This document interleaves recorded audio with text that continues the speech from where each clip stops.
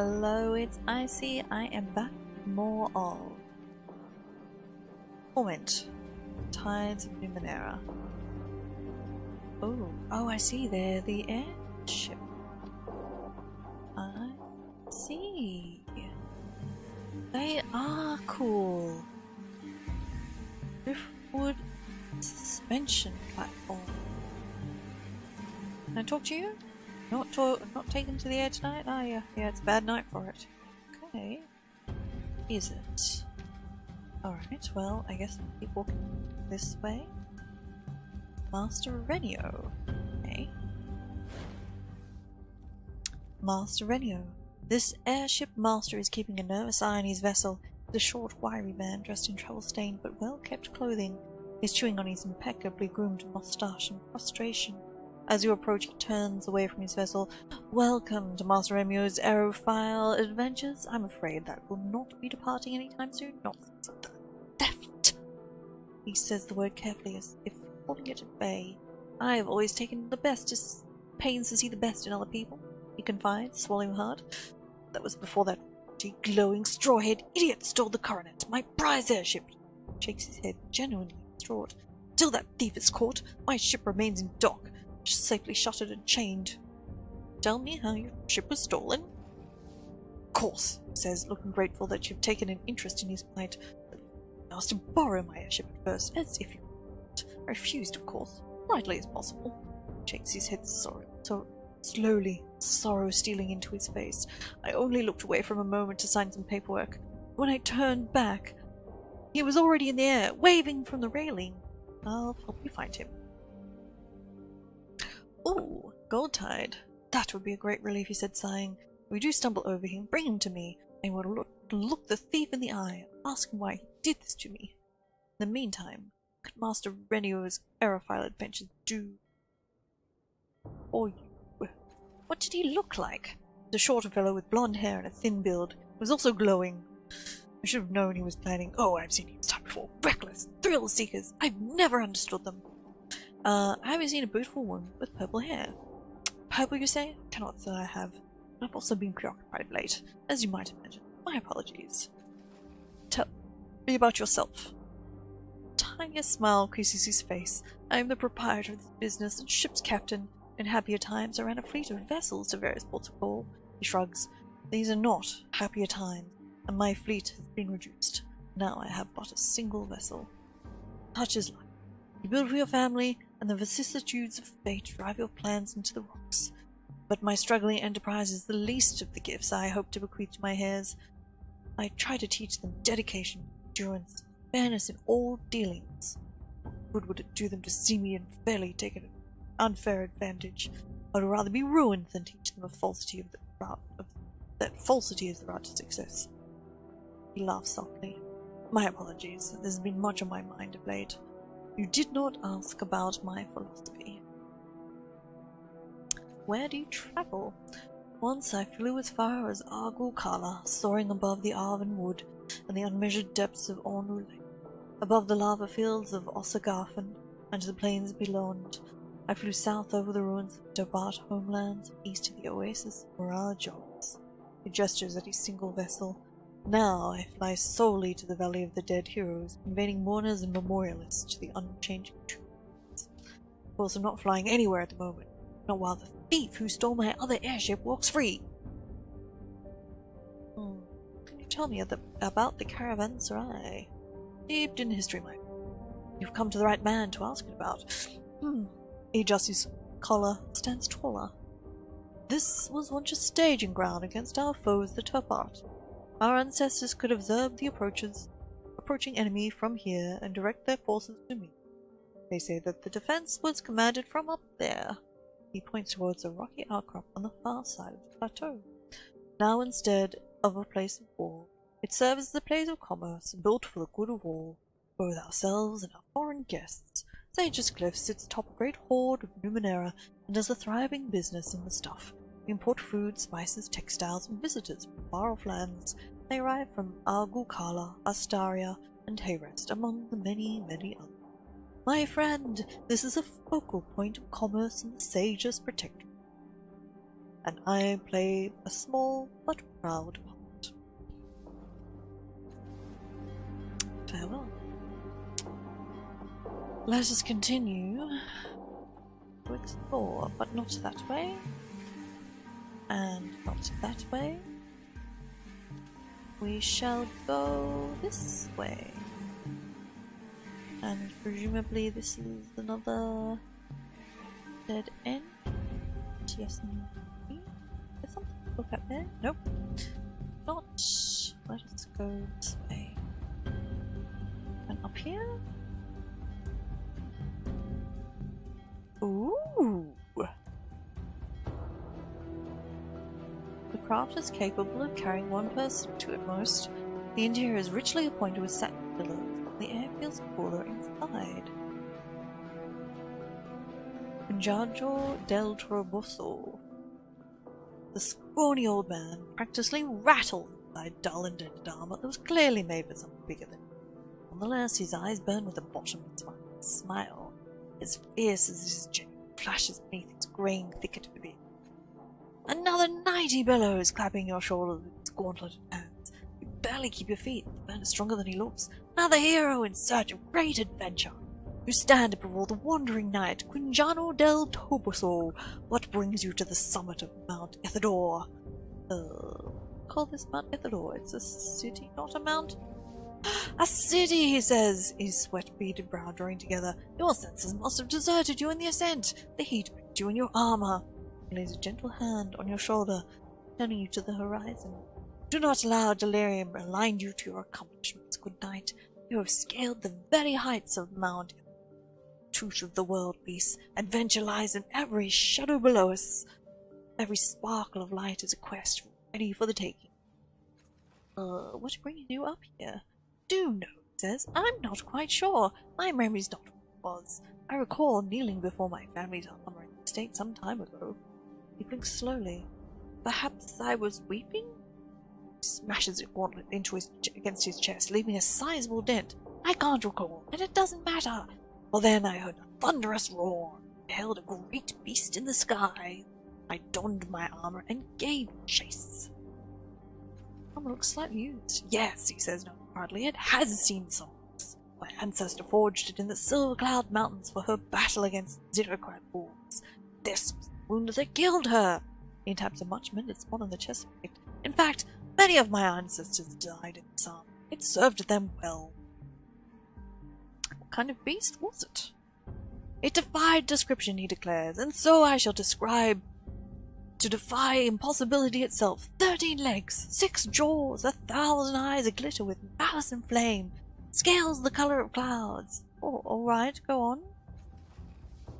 The horrible beast leered down at me, promising destruction. I promised it death, and it fled across the sky. I followed, darting between the trees. He pauses, frowning. I don't recall much after that. I remember walking, having various adventures along the way, of course, but I cannot quite recall why I came here. Ah, he says, raising a finger. Of course, I must have had the frankly brilliant notion of scaling this lonely mountain. Better spot the beast from afar. He shakes his, head, his, wispy beard waggling. Alas, I've seen nothing so far. I could be brutally honest, or I could say that was, an amazing story. You're most welcome, he says, patting your hand fondly. It is good to share my tales, fellow knight. Everyone else raises such peculiar doubts. You said you're looking for great adventure?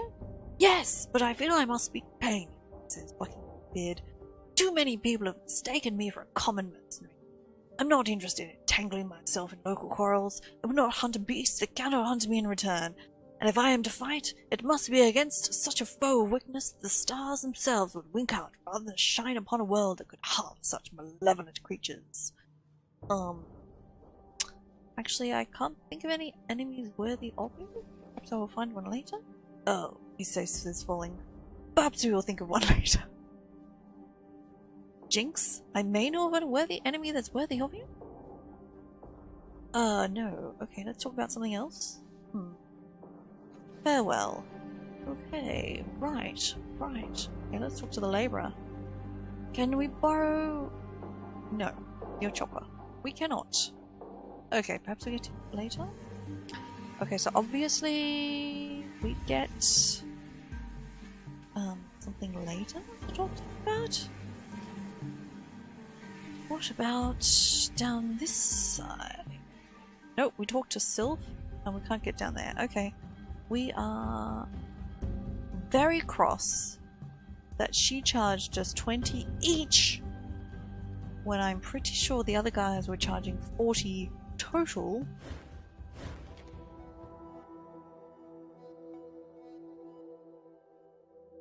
Anyway, oh, maybe I should pay to have another sleep? Oh, okay. We are going to come over here and talk to Alcen about the purple-haired girl.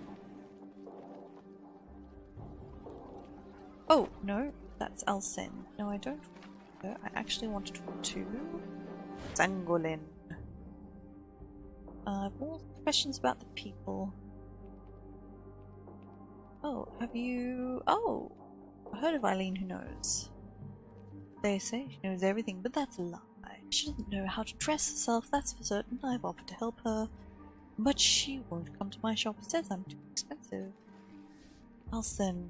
She shops here often, though she doesn't always buy something. I know little else about her, except she's a shuriken who administers to children.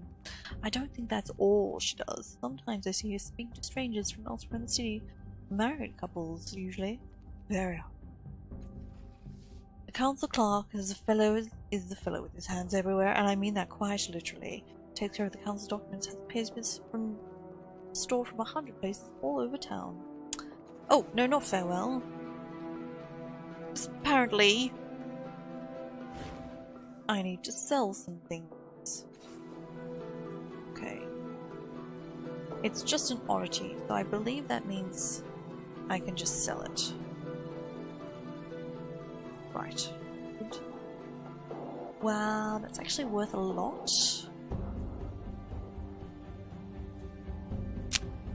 15 enemy damage.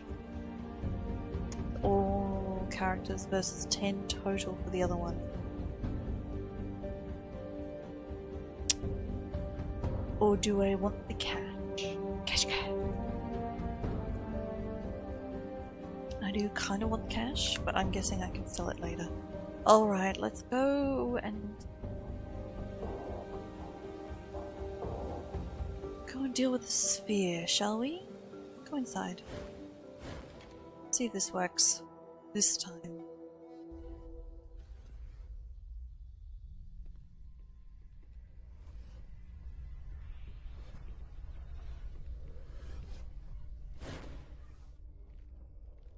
Retry cost. Oh, fine. Fine. Yes, good. Oh, Stapor is dawn. A distant memory surfaces. You're standing before a large metal cylinder that looms a meter or two above your head. The cylinder is a time capsule of sorts, and you're convinced that what lies within is crucial to your latest experiments. The problem, alas, is that the capsule is locked, and the only clue to opening it is a series of strange glyphs etched into its side. Glancing around, you see dusty tombs, faded banners, metal scraps, and dozens of other objects, all featuring the same strange glyphs. You spent a lifetime collecting every trace of this language that could be found. Decades of study have finally led to this moment. You look upon the glyphs, and you know their meaning. Stepping forward, you reach towards the cylinder as prescribed by the etchings, and it flares to life. Oh! Shaking off the memory, you look down at the inscription and realize its meaning is now clear. Crimson Dawn. Dawn greets the seeker. Violet dusk seeks the search. So, violet dusk. Oh no, I see. Crimson. I mean, there's only one red. Okay, remove from the left.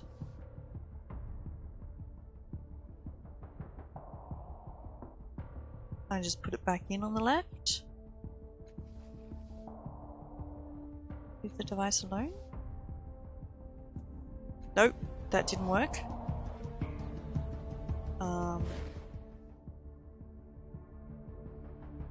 Crimson Dawn. Okay. Well, we have to go the other way around, right? We have to get it out first. Oh, so maybe we go violet. Remove the frame from the front opening, right? And then we return in the left. No.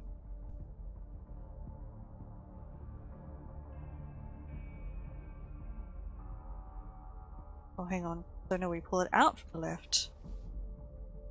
So we have it right? Right?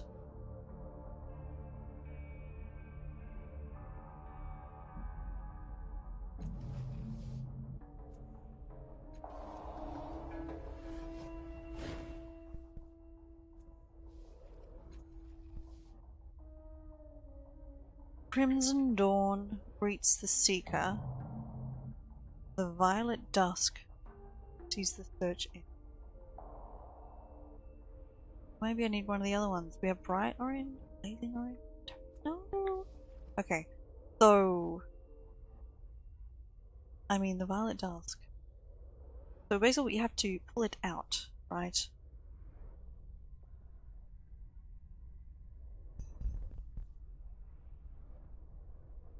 Okay, so let's pull it out from the left, which is the.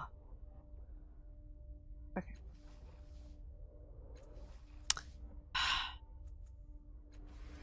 Try it again.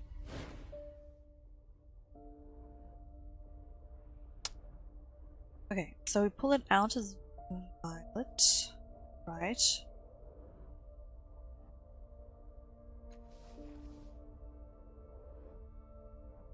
And then we put it in as blazing orange.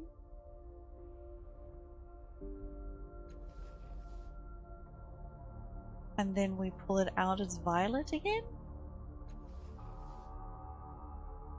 And then we walk away.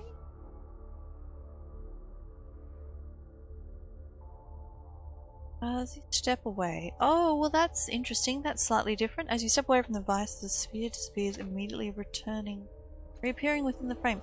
Sometimes... Okay, what's this called?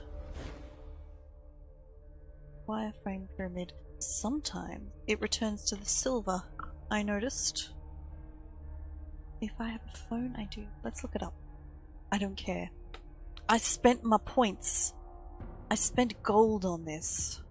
Okay. Torment. Numenera? Is that how you spell it? I have no idea. Wireframed pyramid?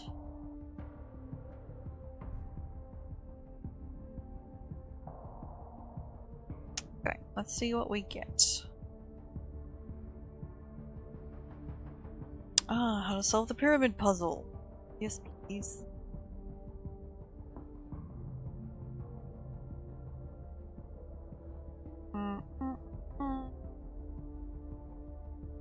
Okay. So it says left opening.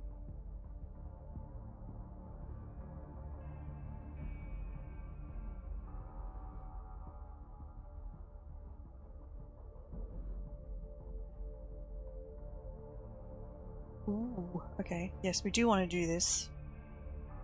Okay, left. Where are we? Okay, left opening. Third red. Front. Yes. Bright orange. Oh, it's just like the sunrise. Oh, really? It's gonna be pretty wobbly. Okay, so left, front, right. Dull orange. That was kind of right. Right again. Blazing orange. Bottom. Yellow. The sun. Back. Got a bug. Green. Back again. Blue. Bottom. indigo front and left. Sphere changes to violet. Upon being placed back in the frame, the sphere trembles slightly and begins to oscillating through the various colors over and over again, faster and faster. When your eyes can barely keep up with the color shifts, a bright flash erupts from it, blinding you temporarily. When your vision returns, the sphere is gone, and in its place is an item of alien designs. The beads of time never ending. Woot! So I was nearly right about the rainbow. So it wasn't actually the rainbow, it was the light of the sun the whole way through. Okay, it's an ornament which I can wear. It adds hastened movement speed and evasion, and it is way cool! Okay. 50% movement speed, 15% evasion, 15% attack. That is way cool! This gorgeous artifact is made of several beads of various shapes, sizes, colors, and materials, all strung to a fine platinum chain. The individual beads shift constantly from one material form to another, spinning quickly around the chain. The artifact is light in your hand, nearly weightless. By rapidly spinning certain beads simultaneously, the device's temporal energy can be redirected into a target for a powerful restorative effect. Oh, Law Mystical Trained. The device was long held by a devoted nano who hoped his research would enable him to protect those he loved. His only definitive conclusion was that this type of charm would have most likely been worn on the ankle. Okay. Sure not. Outstanding. Calistege, what do you think? Nothing. Actually, tell me about Koro. He's a knave and blackguard, of course, and clever when it comes to Numenera, and close to myself, of course.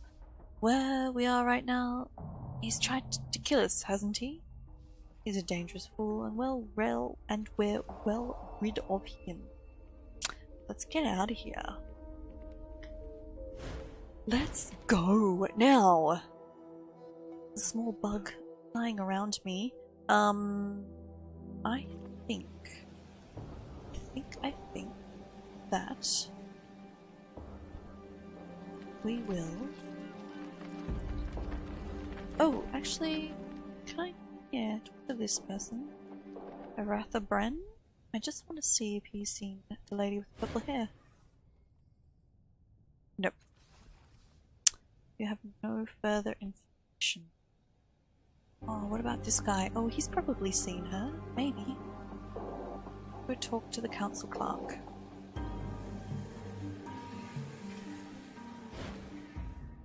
Hi, dude. General question.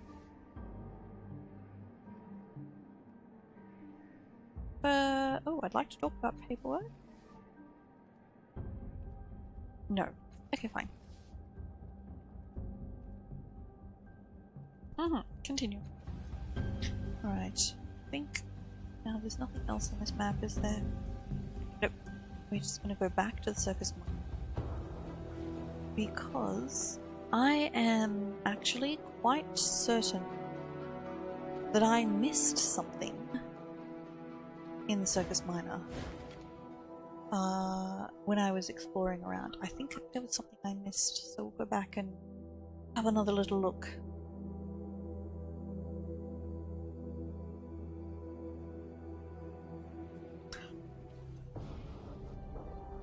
Oh gosh, excuse me. Yeah, this giant floaty thing. This is what I missed. Ooh, Canadu. An El Giro. Canadu, this large, bold, broad-shouldered man turns to face you. You freeze. It's not his dark goatee or his sledgehammer. It's that beneath the mustache and goatee he's so ugly, he's carried his own mother in a dark alley. Gives you an abrupt nod, and you get the distinct impression that here stands a man who enjoys the boredom of standing guard and the company of his own thoughts. Nothing to see here until you pay El Ginto, he says, when it's clear you aren't moving on. With that, he returns his gaze to the distant area, the distant sea. What is the thing in the cage? A Numenera on. El Ginto will tell you about it, if that's what you want. How did you capture it? Long story, he drawls and then falls into silence. Apparently, that wasn't an introduction, but an excuse. Ask El Ginto. He's the talker. I watched the beast. Excuse me. How does the cage hold the beast prisoner? Don't know, he says. He doesn't bother looking at you. Ask El Ginto. Where is El Ginto? I have some questions about the city. Ask someone who lives here. We're not experts, and we don't want to be. I'm looking for someone who can repair a device. We don't know that. Where do you and your partner come from? He exhales softly through his nose, giving you the distinct impression that you are making him work harder than he'd like. Lotharic.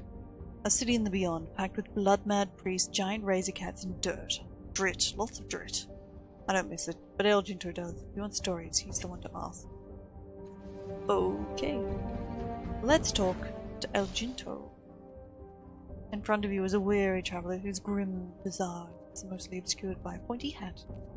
Upon closer inspection, the lines on his face indicate he has seen much and has many tales to tell. Hello there, friend, he said. Here to see the Theramon. My friend in the cage over here. He's just looking to spend a word or two. I'd like to see the creature up close. Your curiosity does you credit, friend. It will only cost you 25 shins. That's too much. I'm the only one in line. How about 10? Do some negotiating for me. Thanks. Always nice to meet a fellow barter, he says, taking your money. Visit our guest whenever you're ready. Worth every shin, I promise. I have some questions about the Theramon. It's far from mine, friend, as you likely see if I get too close to his cage. Go on, ask your questions. Is it anyway a biomechanical union of stubborn curiosity and frothing malice? Who made them, no one can say, but they cannot be trusted or befriended. Cross their paths or thwart their incomprehensible whim. Kill you if they can. Call it he, male, could be, every female, gentlest, or many-gendered, who can say, I have our friend in prison, and I feel better about that fact if I don't call him it. How did you capture it? With a highly experimental trap of my own design, some luck, and the unexpected falling of night. What do you plan to do with it? We're likely to release it and run as if every kind of demon in the world is after us. We're not trying to see, we're explorers, and we're only in this to save up some coin for a journey across a long patch of ground. Not that our motives make much different to our guest. He'll want to boil our skins once we let him go, and I can't say I...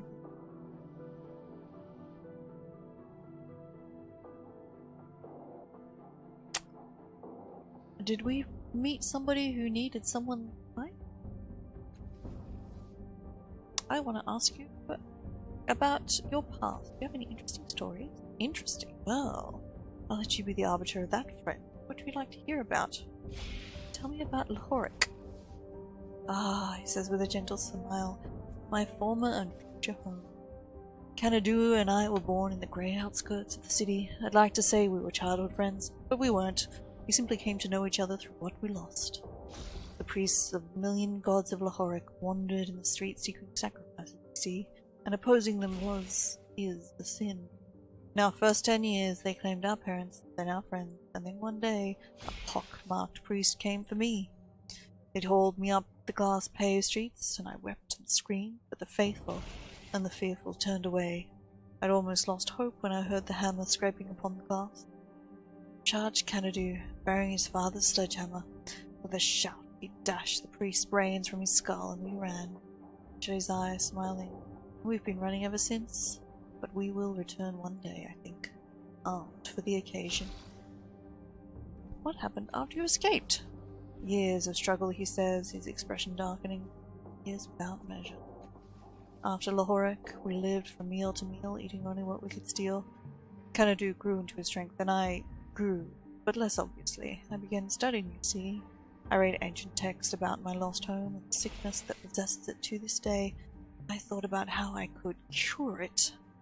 So we began exploring ruins. We sold the broken relics we found for food and equipment, kept the interesting ones for future study.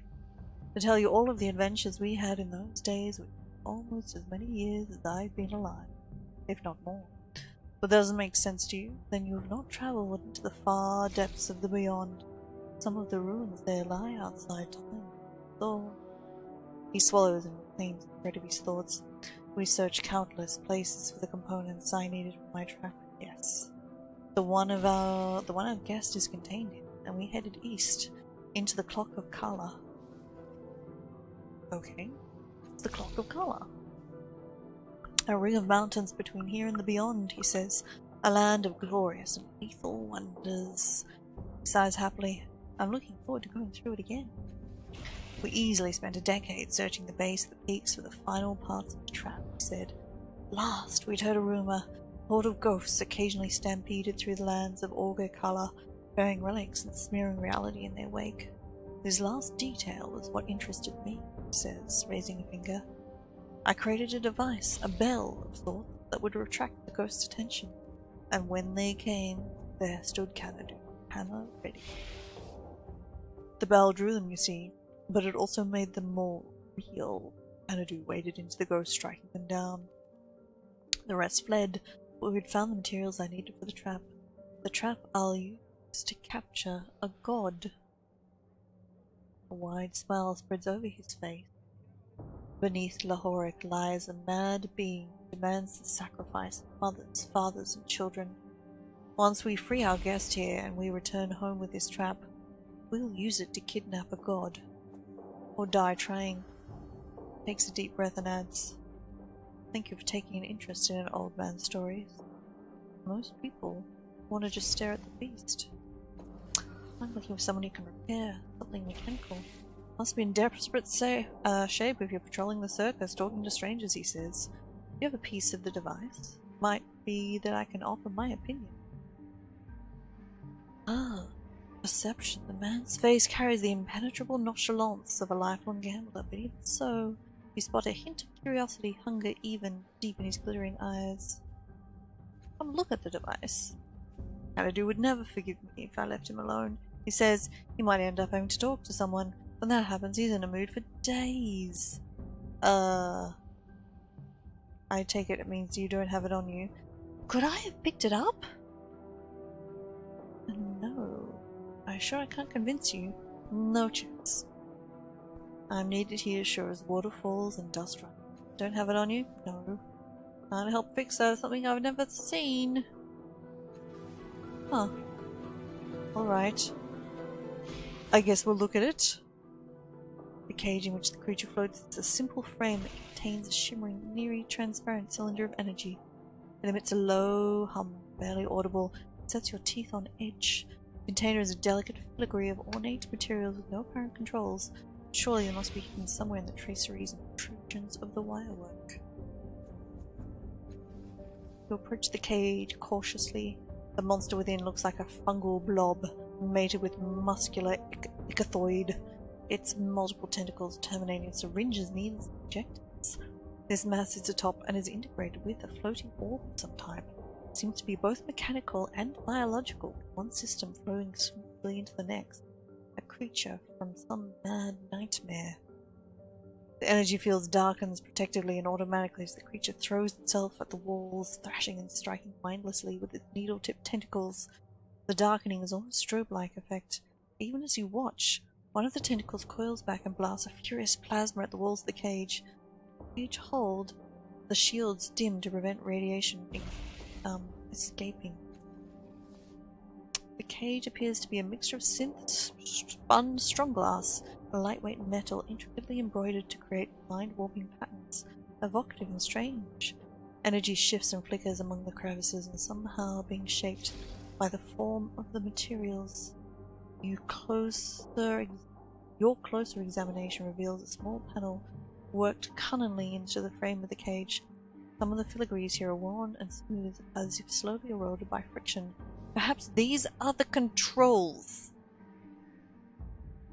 Do not step back from the cage. What are you? If anything, the creature redoubles its effort to strike at you. Its limbs a flurry of rage. How did you come to be here? It draws away from the cage, from the edge of the energy field for a moment, as if gathering its thoughts, then launches itself at you, rebounding off the deceptive solidity of the cage. The tentacles flail wildly, the needles at the tips glinting and oozing. Can you tell me of this place? A dim light builds underneath the Nyctheramon, the orb at its base glowing brighter and brighter. Two tentacles stroke it, and they pull out a streamer of bright lightning. They stretch it between themselves, building in intensity, and they hurl it at you. The walls of the cage darken instantly, and when they lighten again, you see the monster within, flailing, crashing fruitlessly at its invisible wall. Ah, leave it alone. I am not touching the cage! No! However, where can we go from here? Because maybe I could go up to the... Okay, let's go this way. We're gonna go up to the caravanserai again. Oh, actually, no. Let's find out how much it costs to sleep here.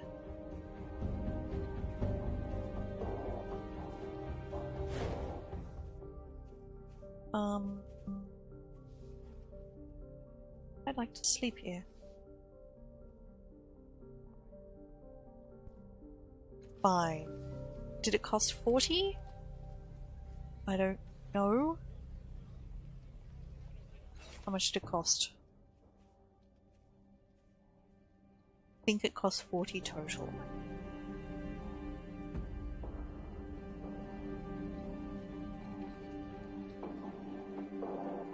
Alright, so we want to sleep there. I'm blowing through my money like so. I gotta be really careful just to save my character's intelligence, Amanusis' intelligence. Like, only for the Amanusis. Okay, so we're gonna go around here. I'm gonna go over to the caravanserai.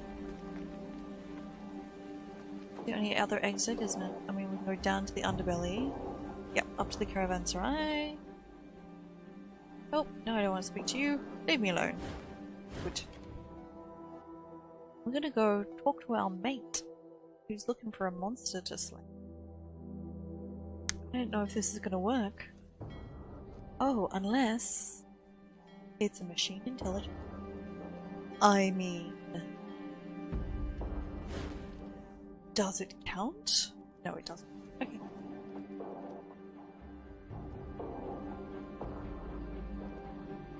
Let's go talk to our mate, shall we? Hi. Tilting at windmills, are we? I may know of an enemy who is worthy of you. Oh.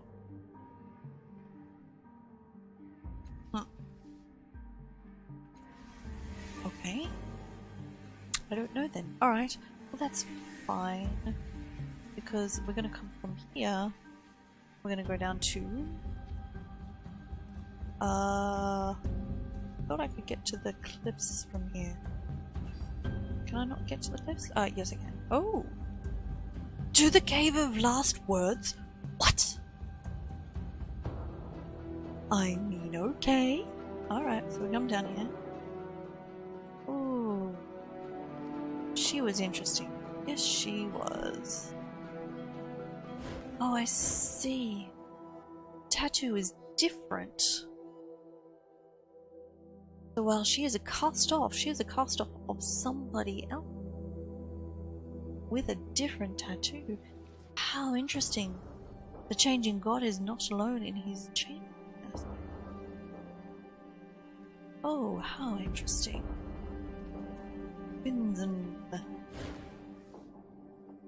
Everything about the slender young man says thug.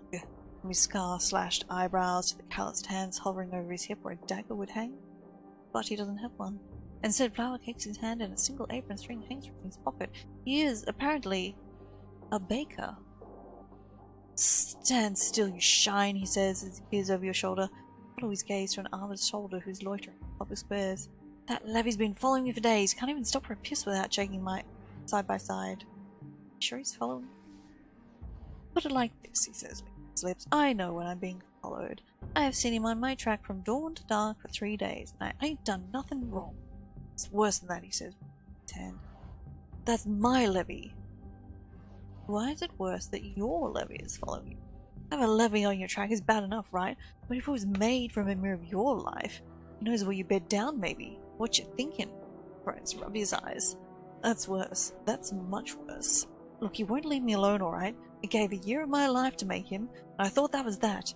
Now I catch him standing in the street outside the bakery, whispering himself, playing with that carving of his. Have you even tried to talk to me? Levies aren't supposed to know who they came from. They aren't supposed to know who you are. He waves his courage.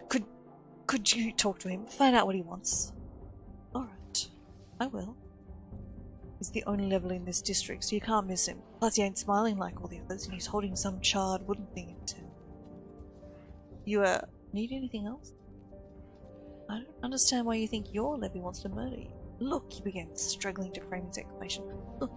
Look, you don't track a man for days and days unless you want something, yeah? Maybe you don't like his shoes, or you're curious about how many shins he's got. Now, I don't have any shins. His shoes are older than me. Everything I've got that's worth anything. I don't like. Anyway, I've heard stories about what levies do when they go wrong.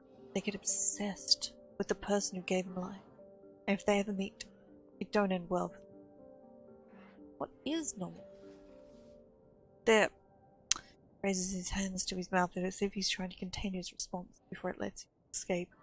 They work for the people who make laws, right? And if someone breaks those laws, they track him down. Smiling, mind you. Figures that my levy would be on the unhappy kind. How do you create it? I look like a soul ash to you? All I know is where they told me to stand. Look, people who want to be, you know, respectable in this town, they become citizens. The way you do that is you step into this glass chamber. It takes a year out of your life, they say. I figure it squeezes a year into a human shape. I don't know how. It wouldn't need 2 shins to know how. So interesting. Let's examine the device. A jumble of mismatched parts make up this once functional generator. You notice the familiar circulate symbol. Leave the generator alone, so can't do anything with it. Oh, is he floating? Tormented levy. Oh, I see. He's training. Okay. The levy is not like the others you've seen. The wide smile is absent, and his oddly shaped eyes are red, wet, and haunted. He stares past you, whispering to himself and turning a small, charred object over and over in his hands. He appears to be looking for someone, and having spoken to Vincent, you can imagine who. The aura of shame around him is so powerful you can practically taste it. What are you holding? He says, then grimaces, as though his words hurt him. I'm holding my shame. He unfolds one bloody, soot-covered finger at a time. A crudely made wooden bird lies there, painted in pinks and pale blues, and charred around the edges. The bird represents your shame? Represents? No.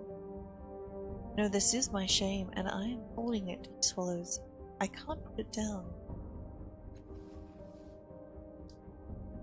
Vincent sent me to find out why you're following him. Yes, he says, the despair melting away. In that moment, he looks like a child. With a child's desperate hope. He knows too, doesn't he? He sees what he did, what we did. Tears leak from his eyes, trailing down into his mouth, and he continues. When the machine ripped the year from him to make me, I felt the choices unraveling before me. He asks himself, I see them coming. None of it can be changed. Tell him this for me. The Gilliam Manor job did happen. A servant caught him, called the levies. They chased him. He set a fire. His eyes squeezed shut. The fire spread through the neighborhood. People were trapped. People screamed. His hands clenched over the charred toy bird, armed with a soft crunch. But please tell him. Tell him I'm with him in the dark, hiding from the mob, sobbing. Tell him to give me a different year, a better one. What kind of year do you want? A year without the blackened door, he says earnestly, without the hand tangled in the grate, the weeping in the dark places. Silent tears stream down his face. He doesn't seem to be aware of them. wails rising with the glowing ashes, my arms bound with ragged rope. Every time I'm there in those last minutes, I try to apologize, but my mouth is full of dirt and blood.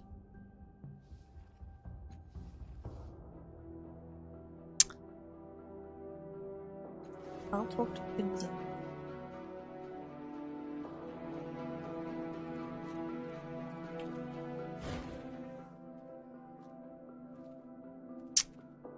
What was the Gilliam manager? What? Keep your voice down. Tell anybody else about this? No? Good. He lowers his voice. I have to be unspecific about this, understand? Before I became a citizen, I wasn't a nice person. I took things for money. And then, just a few weeks ago, certain people told me they wanted to rob Gilliam Manor. I was going to do it, but then I became a citizen. Gave up a year of my life to create the levy.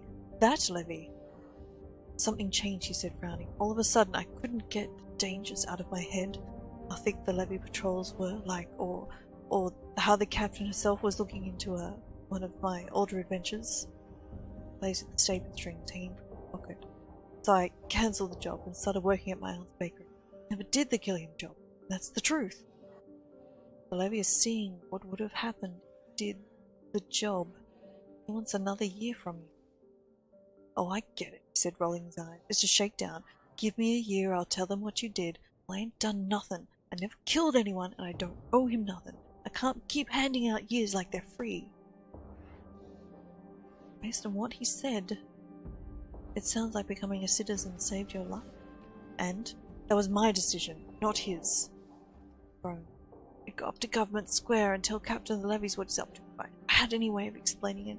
Hey, your levy is following me around. I think it's because he's haunted by my criminal past. Give the levy another year of your life. Start it fresh. Get the same chance. Yeah, convince him. Use all of it? Most of it. Oh, for what? He says, exasperated. A couple of bad dreams. I didn't do anything. He subsides and crosses his arms as if he was cold. Alright. What do you see in this other future? I get caught, chased around maybe? You started a fire that killed a lot of people. Like, how much is a lot? He says, rubbing his mouth with the back of his hand. You see some truth in your eyes. Sighs. Fine, he snaps. Fine! I ain't running myself dirching down for a way to give my life away. The levy machines at the Order of Truth. Go talk to the scholars. Since you're so hungry for this, maybe they can bash something together with another year from him to you. Grins. His heart's definitely good luck.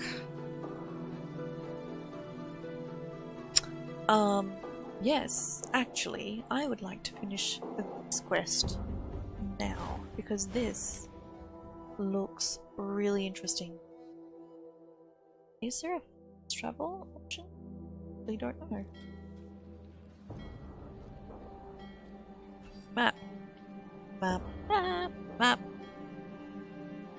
Nope. There is not. So, we shall see what run over here.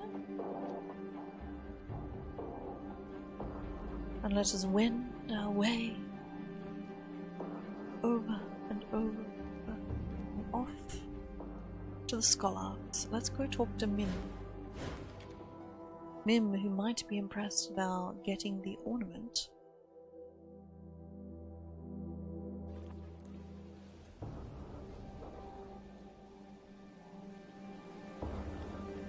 I mean, the other option would be to talk to the captain of the levies.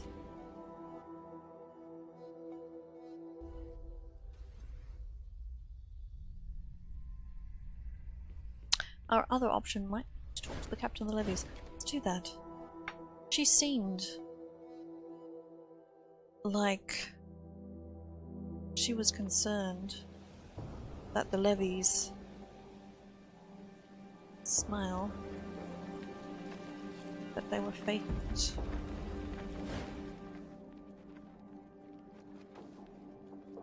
I met a levy in Cliff's Edge that stalking a man claimed Finson wants an extra year of his life. It wants what? Her eyes widen in alarm. She whispers something to a circling drone. Sometimes the levies go wrong. They take a bad year from the citizen and end up flawed.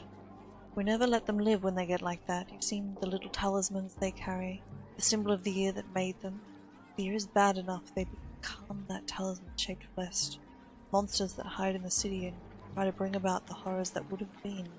No! No! Oh, no! Oh, no. No, no. I don't want to do that to the levy. I've done the wrong thing!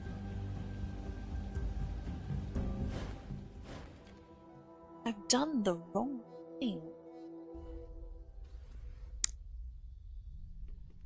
Where's Mim? Where is Mim? Snip?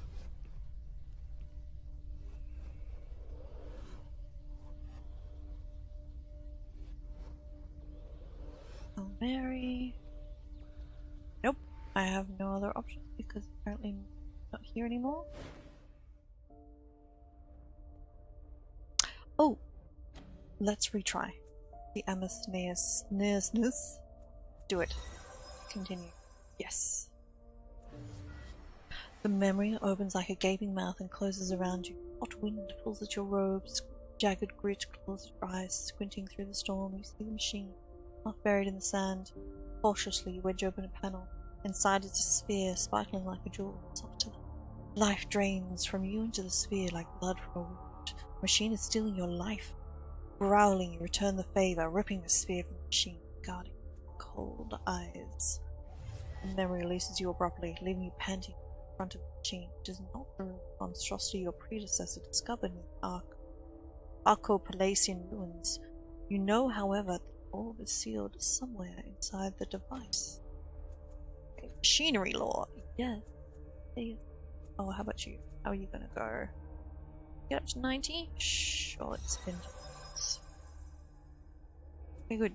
After several minutes of examining the spare parts of the table, the machine itself, you understand most of the components can channel or focus the life taken from the subject. One of them, if you're correct, is the device that pulls the life. But none of them can store life, even temporarily.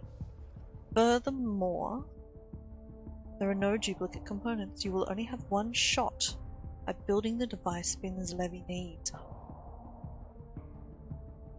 Okay. Use the parts on the table to build a cipher. Let's do it. I've got the highest quick anyway. Oh! You're carrying too many ciphers and received a cipher sickness fatal. Strange forces emanating from ciphers cause unpredictable but always a harmful effect when they interact. Reduce, give them to another party. Failure. Working with great care, you fit the delicate components together with slight snicks and clacks, following a tentative blueprint in your mind. Unfortunately, you overestimate the strength of a crucial component and it snaps between your fingers. Sigh. Someone in the Order should still be able to make the device you need, but this one, though it still might be used to steal a life, will be useless for Binzen and the Levy's purposes. Whoa. Okay, what do we get? So we have a... Deals 10 mental damage. How do I give it to somebody? How do I just drag it? Okay, cool. Excellent. Okay, cool. Right. Well, I'm sorry, Vincent. We failed. Actually, I'm more sorry for the levy.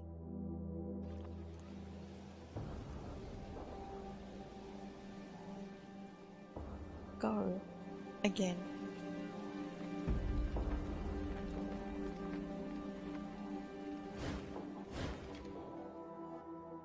Yeah, it's a shame there's no quick travel, like a wider map. I should be able to just jump straight to... I shouldn't have to walk through zone.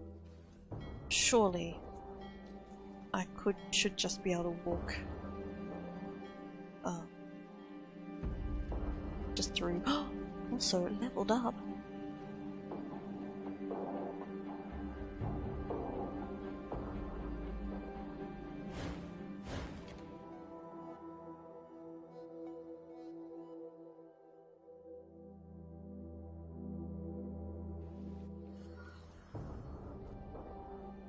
Oh, actually, no. Where's your levy? Loss of self. I guess your levy's gone, right? Sorry. Ha! He says, slapping a jingling bag into your hand. You earned that. Oh, you should have seen it. Levies came for our friend not 10 minutes ago. Clopped him, bound him, dragged him off. Levies arresting levies. Paid a bucket to see that in the old days. What? Yeah, you know, bounced. Bombed. Thumped him upside the head. Probably reducing speed. What will you do now? Back to the bakery, maybe? People there in the time of day. Lots of pastries. Need decorating. Maybe I'll go for a stroll. Now the streets are safe again, eh? I did the wrong thing. I feel I did the wrong thing. Right, let's advance to what? Okay. We can do a stat pool, extra effort, or an improved skill. Oh, okay. Perception. Oh. That has actually been amazing.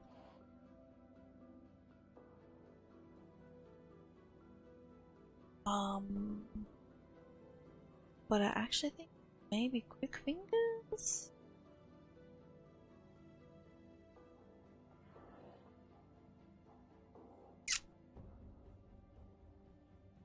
Or persuasion? No, let's go quick. Actually, cancel. What do you guys have? Sucker Punch, Novice, Elocutioner, Perception, Intimidation, Persuasion. Oh, he's quite good. Okay. Guess nobody has the quick. We're gonna take. Yeah. Okay, let's go. Go the quick fingers. Yes. Confirm. Right.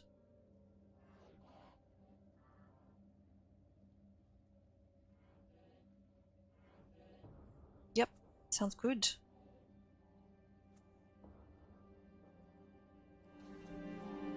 And that seems like an excellent place to. So thank you very much for watching. I hope you're enjoying this quiet adventure where we have not killed anybody. Literally, we have played the entire game so far without even a weapon.